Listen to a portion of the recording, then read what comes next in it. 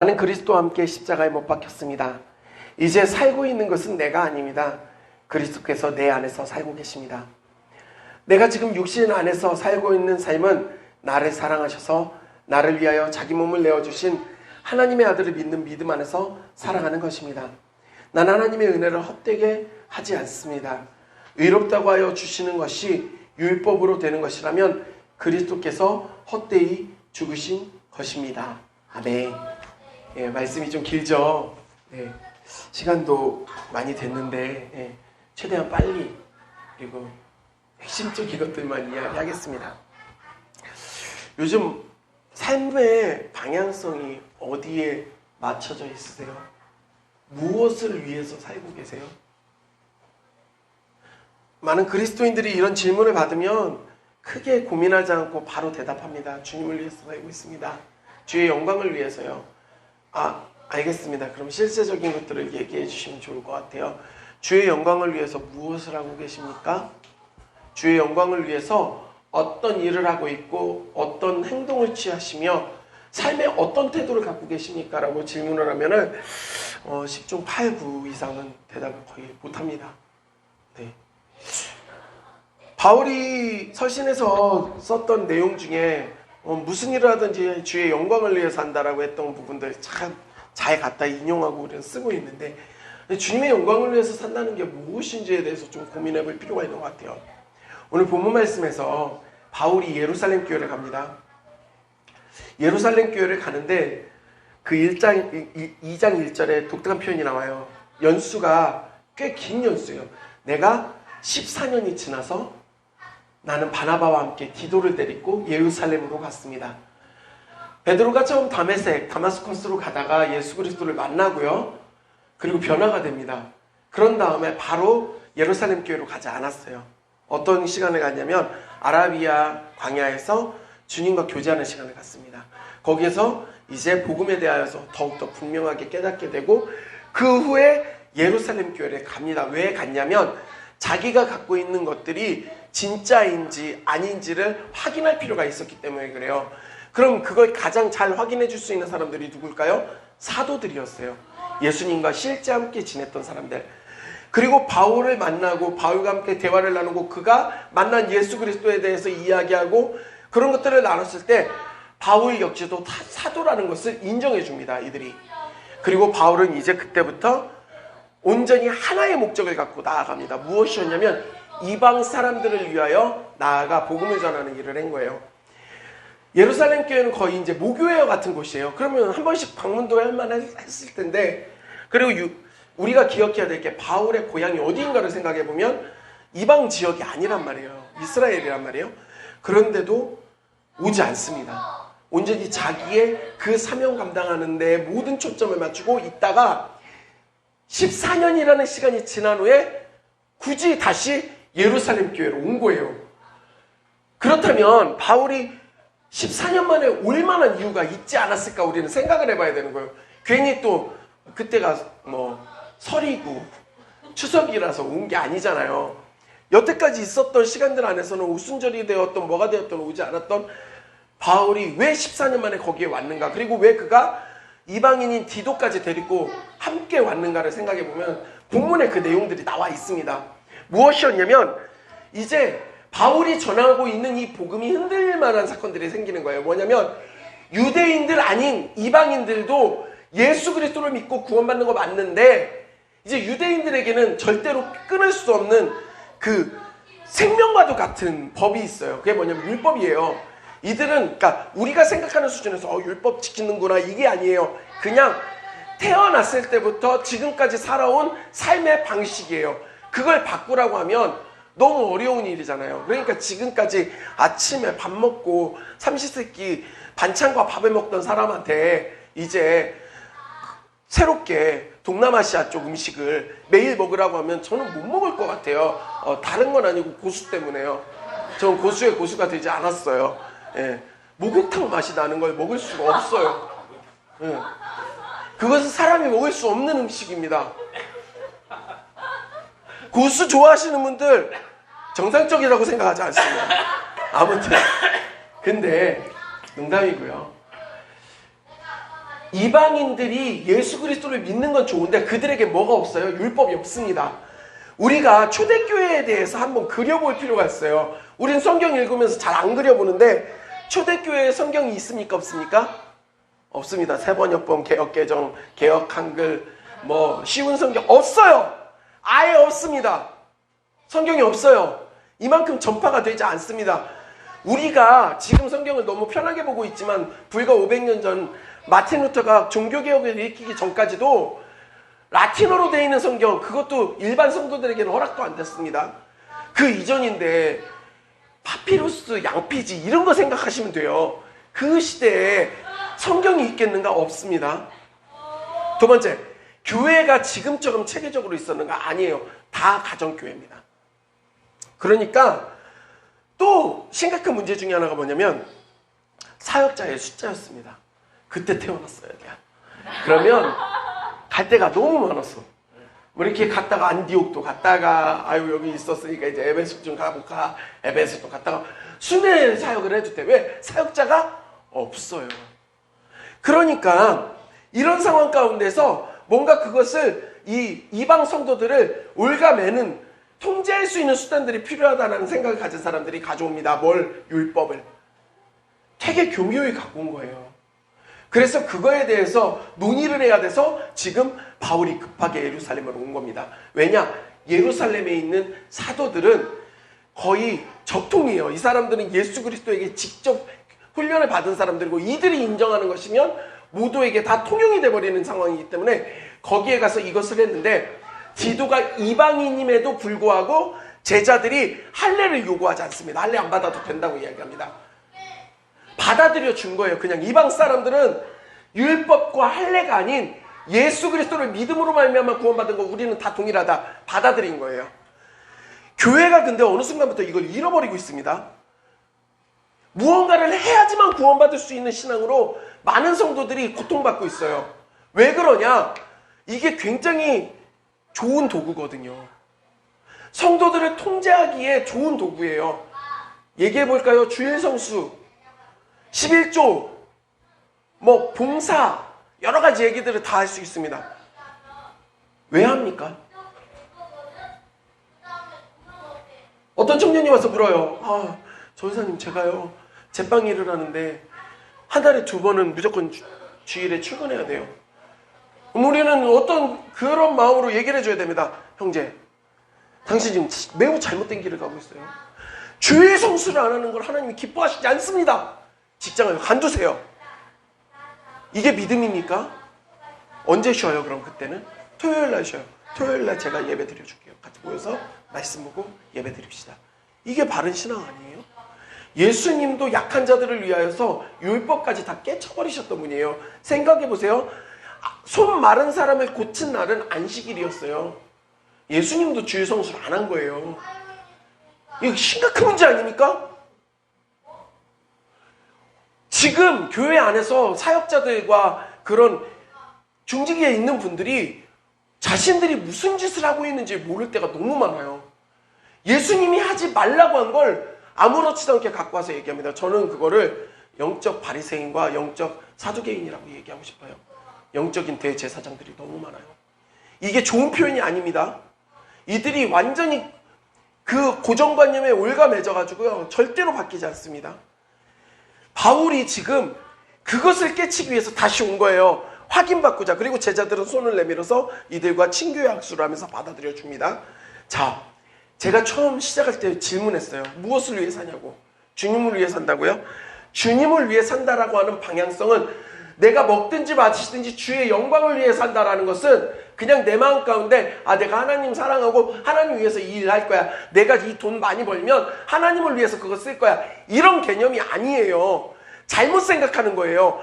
그런데 더욱더 안타까운 사실은 제가 사역을 하면서 이거에 대해서 명확하게 제시해주는 교회가 그리 많지 않다라는 겁니다. 우리가 먹든지 마시든지 사는 모든 것들을 주의 영광을 위해서 산다는 것은 복음의 모든 초점을 맞추고 산다라는 겁니다. 사역자들만 복음에 초점을 맞추는 게 아니라 예수 그리스도를 믿고 구원받은 모든 성도는 복음에 초점을 맞추고 사는 사람들이에요. 바울은 자기가 해야 되는 가장 중요한 일이 있었기 때문에 예루살렘 교회를 절대 방문하지 않았습니다. 그건 자기에게 중요한 일이 아니에요. 가장 우선순위는 이방인들에게 복음 전하는 일이었거든요. 이 일을 하다가 근데 예루살렘 교회를 간 거는 자기가 고통당하고 위험당할까 봐가 아니라 본인이 그렇게 목숨 걸고 전하고 있는 이 복음이 훼손될까 두려워 득달같이 달려간 겁니다. 바울의 모든 초점이 거기에만 맞춰져 있어요. 오늘날 많은 그리스도인들, 아니 모든 교회의 성도들을 바라보면서 질문해 봅니다. 복음에 초점을 맞추고 살아가는 삶인가? 아닙니다. 보면 대답이 되게 빨리 나와요. 아니에요. 우선은 30평대 이상 되는 아파트에 초점을 맞춰야 됩니다. 내 집 마련. 그런 면에서 볼 때 문재인 정부는 크게 잘못한 거야. 집값을 너무 올렸어. 여러분, 저 근데 그분들 시위하러 갈 때마다 되게 이해 안 되는 게, 정부가 대책을 되게 잘 세우면 강남에 있는 집값이 30평대 아파트가 2억이 되는 일이 있을까요? 그럼 지금까지 비싸게 준 사람들은 뭐야? 그러니까 지금 그런 마음을 갖고 막 시위하더라고요. 그래서 야, 이거 진짜 이기적인 거 아닌가? 안 떨어져요. 왜냐면 거기는 계획남이기 때문이에요. 절대 안 떨어져요. 그리고 뭐 자동차 어떤 걸 사고 아이들 어느 어린이집에 보내고 뭐 이런 진짜 많은 것들을 이야기하는데, 그러면서 거기다가 교묘히 하나 딱 퍼즐 마지막 조각에다 딱 꽂아놓는 게 있어요. 하나님의 영광을 위하여. 하나님이 우리한테 얘기하잖아요. 기도할 때 너 집이 24평이라 내가 너하고 대화를 못하겠어. 격이 안 맞아. 30평대 되기 전까지는 내 이름 부르지 마, 이 새끼야. 하나님이 그러세요? 하나님은요, 우리가 어떤 집에 사는지, 어떤 차를 타는지, 어떤 환경에서 사는지 사실 관심 없으세요. 크게 관여치 않으신다고요. 그런데 그거에 관여하고 있는 건 나예요. 매여 있는 건 나라고요.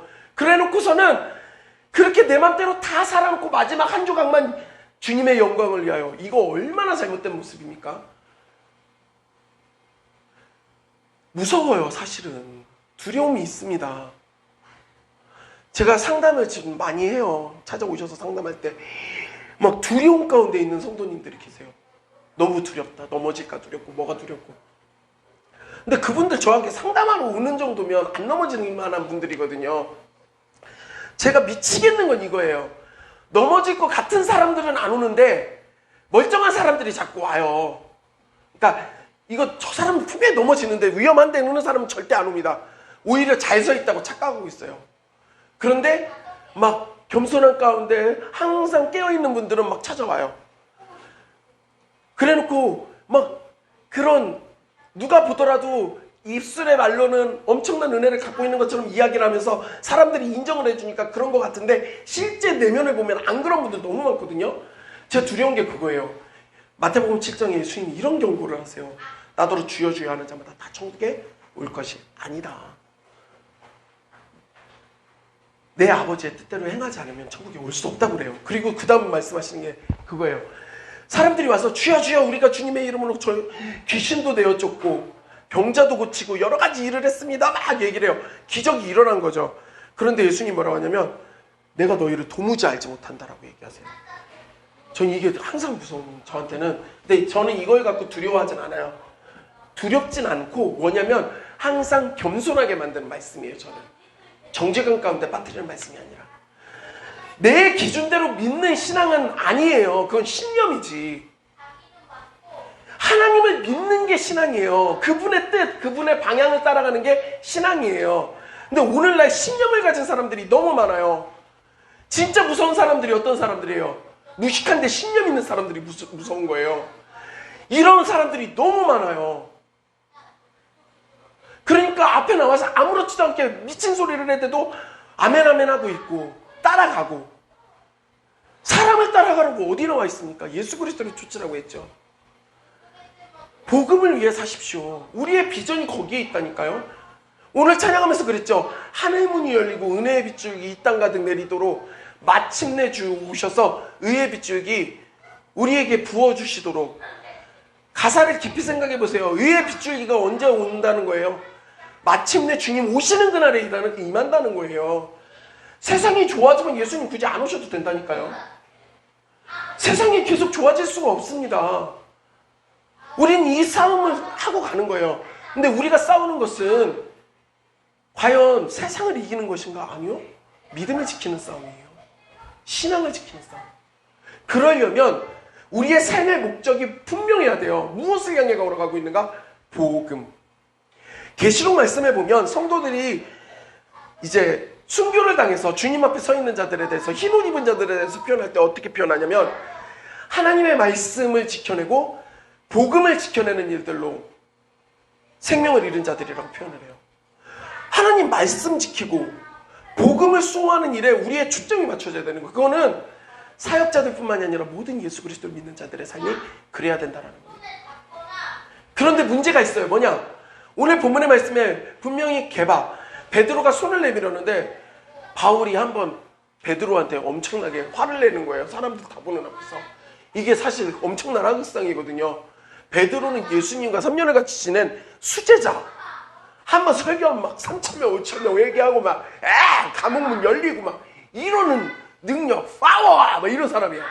예루살렘 교회의 거의 핵심 멤버인데 그 사람을 향해서 예수 믿던 사람들 잡아 죽이다가 그 강권적 은혜로 예수 믿고 막 이렇게 돼서 막 이제 연약한 자 중에 하나예요, 사실. 뭘 보면 아냐? 사도행전에 보면은요, 이제 선교 여행을 위해서 제비 뽑기 할 때 명단 이름이 쭉 나오는데 바나바가 1위고요, 1순위고요. 맨 마지막이 바울이에요. 바울이 막 선교 여행 되게 멋지게, 아니요, 신앙이 거의 그냥 바닥 치고 있다. 그러니까 평가 자체가 낮은 사람이었어요. 근데 두 사람, 바나바와 바울이 뽑혀서 가죠.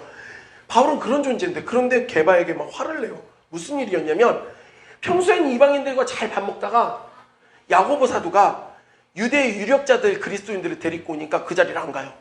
이방인들하고 같이 겸상하는 거에 대해서 사람들이 뭐라고 할까봐 율법으로 다시 돌아간 거예요. 베드로는 다른 사람은 몰라도 베드로는 이러면 안 되는 사람이에요. 왜냐? 베드로가 경험했던 사건이 있습니다. 어떤 사건이 있었죠? 고넬료 사건이 있단 말이에요. 하늘에서 보자기가 내려요, 꿈결에. 그런데 그 안에 부정한 짐승들이 있어요. 하나님이 명령해요. 잡아먹어라. 하나님 이거 부정해서 못 먹어요. 그랬더니 하나님 뭐라고 하냐면, 야, 내가 정하다고 하는 걸 네가 왜 부정하다고 하냐. 이걸 몇 번 반복했단 말이에요. 그리고 잠에서 깼는데 그때 고넬료가 보낸 하인이 와요. 그래서 그를 따라가서 고넬료에게 복음을 전하고 그 가정이 완전히 복음화되는 놀라운 역사가 일어났어요. 이런 경험을 했던 바울인데 보세요. 자기도 모르는 새에 율법주의로 그냥 넘어갔죠. 그럼 우리는 여기서 생각해 봐야 돼요. 바울도 넘어질 정도의 율법이라면 우리는 안전한가? 율법주의가요, 겁나 달콤해요. 왜 달콤한지 아세요? 신앙은 그 깊이와 수준을 증명할 척도가 사실 없어요. 교회 오래 다닌 것도 사실 증명이 안 되잖아요. 근데 율법주의적인 행동들 있잖아요. 공루, 교회 안에서 뭐 했고 하면 그걸 갖고 그 사람의 신앙이 뭔가 평가가 되어지고 척도가 되어져요. 그러니까 즐거워요. 우리나라 사람들은 특히 그게 있어. 뭐야? 순위 매기는 거 겁나 좋아합니다. 가요 톱10! 세계 3대 기타리스트 뭐 이런 거, 우리나라 3대 기타리스트가 누군지 아냐 뭐 이런 거 되게 좋아해요.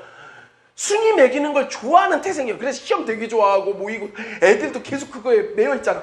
중간, 기말, 모의, 또 중간, 기말, 모의고사 막 시험 계속 봐서 다 거기에 익숙한 사람들이에요. 그러니까 사람은 누구나 평가되어지는 거에 되게 기대감이 있어요. 내가 어떤 평가를 받고 있는가.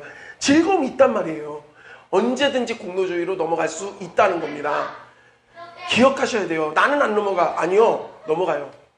그러면 언제든지 그렇게 넘어질 수 있기 때문에 무엇이 필요하냐면 복음이 필요한 거예요. 교정기가 필요한 거예요. 치아 교정해보신 분들은 알 거예요. 교정할 때 더 좋은 자세가, 이 치아가 더 좋은 위치로 찾아서 제대로 정상적인 작용을 할 수 있도록 똑바로지게 만들어지는데 교정기가 꼈을 때 되게 편하잖아요. 그게 너무 행복하잖아요. 아, 하나도 안 아파요 막 이래요? 겁나 아파요. 막 이도 빼고 막 난리도 아니에요. 이상하지 않아요? 좋은 걸로 가는데 그 과정은 불편해요. 우리가 복음을 지키며 사는 그 삶이 불편할 수밖에 없는 이유가 있어요.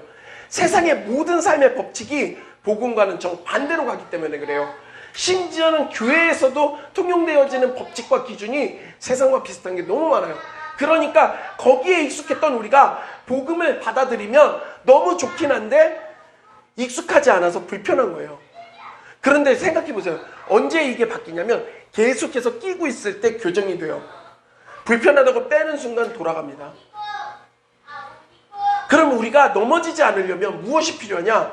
복음이 필요한 거예요. 바울이 이런 표현을 합니다. 로마 교회에게 로마서에 편지를 할 때 내가 복음을 부끄러워하지 아니하노니 이 복음은 모든 믿는 자들에게 구원을 주시는 하나님의 능력이 됨이라. 원저는 유대인에게요 또한 헬라인에게입니다. 복음에는 하나님의 의가 드러나서 믿음으로 믿음에 이르게 하나니 기록된 바 오직 의인은 믿음으로 말미암아 살리라 함과 같으니라. 이 말씀 전에 어떤 또 이야기가 나오냐면 로마 교회 성도들한테 무슨 얘기를 하냐면 내가 너희들한테 가기로 하는데 신령한 은사를 좀 나누어주고 믿음을 나누고 싶고 그리고 마지막에 뭐냐면 복음을 전하고 싶다는 거예요. 말이 안 맞잖아요. 로마 교회 성도들은 이미 복음을 받아들인 사람들인데 그들에게 가서 또 복음을 전한다는 거예요. 어느 순간부터 교회가 이걸 잃어버렸습니다. 예수 믿고 구원받았으면 됐고 이제부터는 삶의 모든 초점을 맞춰야 된다. 아니요, 그렇지 않습니다. 로마서가요 16장까지밖에 없는데 11장까지 복음에 대한 이야기하고 있어요. 삶에 대해서는 딱 한 장 얘기합니다. 12장. 나머지는 교회 공동체에 대해서 이야기하고요. 왜 가장 많은 부분을 할애하는 게 복음인가? 복음은 등한시될 것이 아니라 계속해서 우리에게 와야 되는 거예요. 그것이 능력이 되기 때문입니다. 믿는 자나 믿지 않는 자에게 다 능력이 되는 게 복음인데 오늘날 교회가 그 복음을 잃어버리고 있는 거예요. 그러니까 잘못된 방향으로 가도 불편함이 없는 거예요. 미친 소리를 하는 사람들이 넘쳐납니다. 목회자를 위해서 옥합을 좀 깨트리라고 성도한테 이야기하는 그런 목회자들이 나오고요. 돈을 요구하는 사람들이 나오고요. 신앙이 중요한 게 아니라 돈을 많이 낸 사람에게 직분을 주면서 교회 안에서 일들을 맡기는 일들이 비일비재하게 일어나고 있습니다. 아니요. 복음이요. 복음 아니면 아무것도 아닙니다. 강단에서 무엇이 선포되어져야 하냐면 복음이 선포되어져야 돼요. 그러면서 우리가 너무나도 좋아하는 말씀이 이제 나오죠. 나는 그리스도와 함께, 내가 그리스도와 함께 십자가에 못 박혔나니 이제는 내가 사는 것이 아니오 오직 내 안에 그리스도께서 사시는 것이라. 이제 내가 육체 가운데 사는 것은 나를 위하여 자기 자신을 버리신 하나님의 아들을 믿는 믿음 안에서 사는 것이라. 내가 그리스도와 함께 십자가에 못 박혔나니. 여러분 못 박히셨어요? 우리 못 박혔어요? 안 박혔잖아요. 우리 솔직히 못 안 박혔잖아요. 우리가 못 박힌 적이 없는데 예수님이 십자가에 못 박히심으로 우리를 그렇게 동일하게 보시겠다는 거예요. 이 얼마나 큰 은혜입니까? 나는 한 적이 없는데 했다고 해주시겠다고 하는 하나님의 아버지의 은혜가 너무 큰 거예요. 그렇게 죽으니 내가 십자가에 같이 못 박혔다는 걸 보니 내 자아가 죽어버립니다. 정치가 왜 나와요?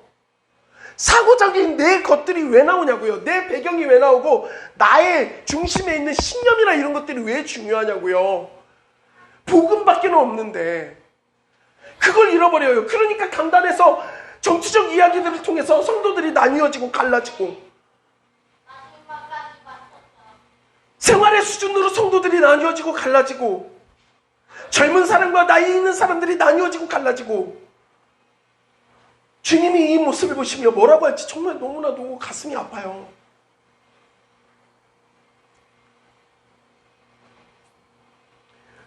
청년들이 상담을 하러 올 때 불편할 때도 있죠. 왜냐면은 정치적 성향이 나하고 완전 반대인 애들이 와요. 보시면 제가 진보 같으세요? 보수 같으세요? 모르겠죠. 예, 저는 절대 보수였던 사람이에요. 왜냐? 나라와 민족을 너무나도 사랑했기 때문에. 제가 말씀 안 드렸나요? 제가 그 집에 예전 고구려지도 붙여놓고 살았다니까요. 회복해야 될 땅 뭐 이렇게 해가지고 고구려지도 붙여놓고 이제 또라이죠. 뭐 이제 반환돼야 될 우리 문화재 이런 것들 막 적어놓고 막 이렇게 살았었어요. 20대 때 그러고 살았으니까 문제가 있었던 건데 전 진짜 완전한 보수였어요. 근데 지금은 없어요. 제정신인 사람들이 아무도 없기 때문에 어차피 미친 사람들밖에 없는데 어떤 걸 지지하겠다는 생각 자체가 없어요. 근데 중요한 건 뭐냐면 오는 애들이 보수인 애들도 오는데 아무 상관이 없어요. 왜냐하면 그게 중요하지 않아요. 그게 뭐라고? 걔가 그거 생각하는 게 잘못이라고 생각하지 않거든요. 진보인 애들이 와도 상관이 없어요. 걔가 그거 생각하는 게 잘못이 아니에요. 중요한 건 뭐냐면 걔네 속에 복음이 있다는 거거든요. 제가 전에 왔을 때 그 말씀 드렸죠. 복음의 공명. 만날 때마다 복음의 공명이 막 일어나요. 미쳐요. 애들이 막 심장이 뛰어온다고 얘기하고 가요. 근데 제가 뛰게 하는 게 아니라 복음이 막 심장을 뛰게 만들거든요. 우리는 이런 노력을 자주 합니다. 내가 죽어야 되는데 주님 십자가에 내가 못 박혔는데 왜 저는 계속 살아있나요? 제발 제가 죽게 해주세요. 그러면서 막 맨날 좌절이야. 난 죽어야 되는데 문제는 뭐냐면 안 죽거든. 생명력이 거의 그 주인공급이잖아요. 총 맞았는데 또 죽은 거야. 아니 아직 난 할 말 많아 막 이러면서 안 죽잖아. 죽어도 안 죽어요. 주인공은 내 자아가 그래. 죽어도 안 죽어. 왜 죽이려고 하는데도 계속 안 죽을까? 그 고민이 항상 있죠. 그런데요, 반대로 한 번만 생각해 보세요. 내가 죽으면 누가 산대요? 내 안에 그리스도께서 사신다면서요. 그러면 반대로 생각해 보면 아주 쉬워요. 뭘까요? 예수님이 살면 내가 자연스럽게 죽어요. 왜 나를 죽이려고 스스로 노력하세요? 내 안에 그리스도를 살게 하면 되잖아요. 그럼 내가 자연스럽게 내려오게 된다니까요. 반대급으로 생각을 해서 그걸 해야 되는데 예수님이 언제 너희는 나는 포도나무야 너희는 가지니 니네 잘 들어. 나한테 딱 달라붙어서 절대 떨어지지 마. 초강력 본드를 붙여서라도 붙어있어. 버텨. 알았어? 그거 해야 되고 열매 맺어야 돼. 니네 열매 맺을 때 어떻게 해야 되냐면 니네 스스로 알아서 영양분을 알아서 공급을 하고 열매 엄청 많이 맺어. 알았어? 이렇게 하시면 야 이거 되게 어려워지는데 열매 어떻게 맺지? 근데 예수님 뭐라고 하냐면 그냥 붙어만 있어. 나한테 있어. 속해 있어. 나의 안에 거해. 너희가 내 안에 거하면 열매가 자연스럽게 맺어져. 이 법칙이거든요.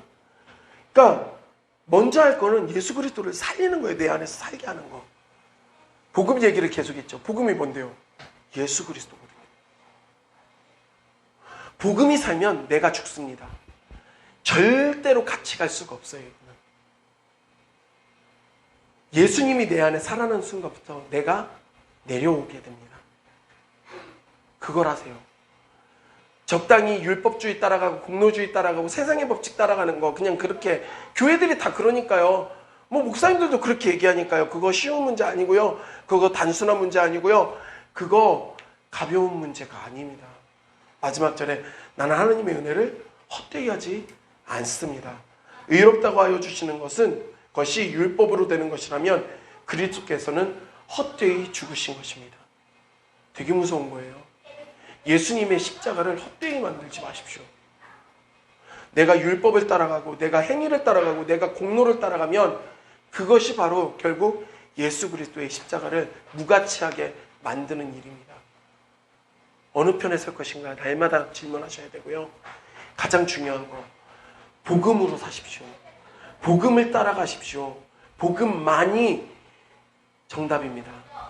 예수님은 말씀하세요. 내가 곧 길이요 진리요 생명이니 나로 말미암지 않고는 아버지께로 올 자가 아무도 없다. 오직 유일한 길은 주 예수 그리스도 복음밖에 없습니다. 그것을 기억하시는 저와 여러분이 되기를 주님의 이름으로 간절히 소원합니다.